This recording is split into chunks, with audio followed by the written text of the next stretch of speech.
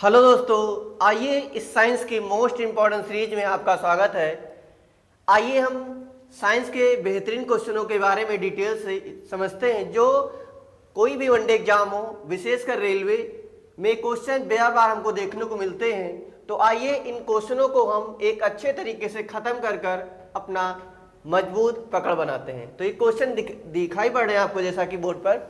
यहाँ पर सबसे पहले अगर तत्वों की बात किया जाए तो यहाँ पर तत्व की कुल संख्या हमको अभी तक जो पता है वो 118 तत्व है। तो कुल तत्वों की संख्या अगर कभी आपसे पूछी जाए कि पीरियोडिक टेबल जो होती है हमारे इसमें कितने तत्व पाए जाते हैं या कुल तत्व कितने होते हैं, तो 118 तत्व यहाँ पर होते हैं। इसके बाद तत्व भी हमारे कई प्रकार से बनाए गए हैं। तो अगर पूछा जाए प्राकृतिक मतलब जो प्रकृति द्वारा हमें तत्व प्राप्त हुए उनकी संख्या, या मानव निर्मित मतलब जो आदमी ने बनाया है या मानव निर्मित आप कह सकते हैं, तो उनकी संख्या यहाँ पर सबसे पहले यहाँ अगर प्राकृतिक तत्वों की बात किया जाए, प्राकृतिक तत्वों की संख्या तो ये 98 है, मतलब 98 है यहाँ पर प्राकृतिक तत्वों की संख्या जो हमको प्रकृति ने दिया है, प्रकृति द्वारा हमको ज्ञात हुए हैं। इसके बाद यहाँ पर जो कृत्रिम तत्व होते हैं, कृत्रिम तत्वों की कुल संख्या यहाँ पर हमारी होती है 20, मतलब 20 संख्या हमारी यहाँ पर है किसकी, कृत्रिम तत्वों की, जो कृत्रिम मतलब मानव द्वारा बनाए गए किसी भी तरीके से। इसके बाद यहाँ पर आता है धातु और अधातु के बारे में। तो यहाँ पर अगर धातु की बात किया जाए, धातु तत्वों के बारे में जिनमें करंट अच्छे से फ्लो हो जाता है, तो उनकी संख्या यहाँ पर 90 पाई जाती है। इस प्रकार यहाँ कह सकते हैं हम जो धातुओं की संख्या होती है, जो इन 118 तत्वों में से 90 जो होते हैं वो धातु होते हैं। इसके बाद यहाँ पर जो अधातुओं की संख्या पाई जाती है यहाँ पर जिसमें करंट फ्लो नहीं करता, उनकी कुल संख्या यहाँ पर पाई जाती है 21।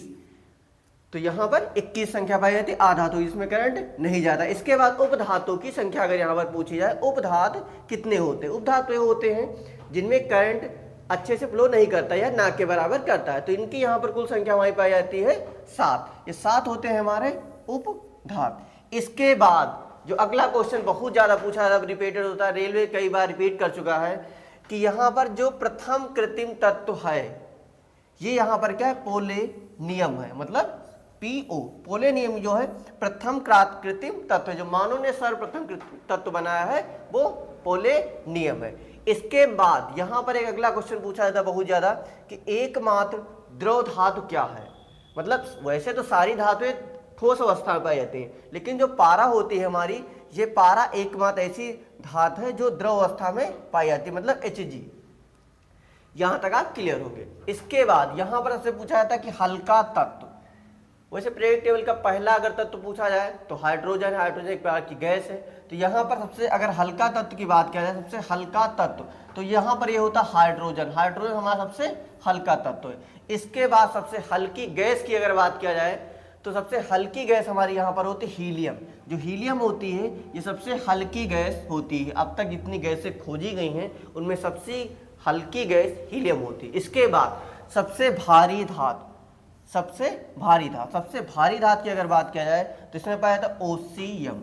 ओसियम जो हमारी होती है सबसे भारी धातु होती है। ये क्वेश्चन बहुत ज़्यादा पूछा है, रेलवे कई बार रिपीटेड कर चुका है कि सबसे भारी धातु कौन सी होती है, तो ओसियम सबसे हमारी भारी धातु होती है। इसके बाद सबसे कठोर धातु, क्योंकि अगर भारी के बाद इसके बाद हम कठोर पे चल रहे हैं, सबसे कठोर धातु की बात करें तो यहाँ पर प्लेटिनम पा होता है।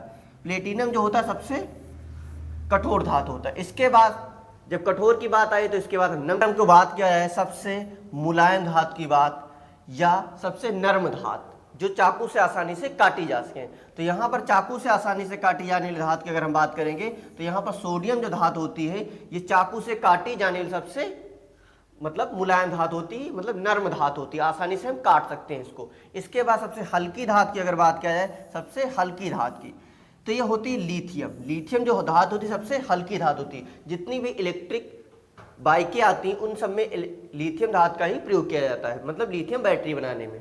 इसे यहाँ पर हम देखते हैं सबसे हल्की धातु की अगर बात किया, सबसे हल्की धातु की बात किया जाए तो लिथियम होता है। लिथियम जो होती है हमारी सबसे हल्की धातु होती है। जो यहाँ पर बैटरियाँ बनाई जाती हैं, जो इलेक्ट्रिक स्कूटियों में प्रयोग होती हैं, तो यहाँ पर लिथियम धातु का प्रयोग होता है। सबसे हल्की धातु यहाँ पर हमारी हो जाएगी लिथियम।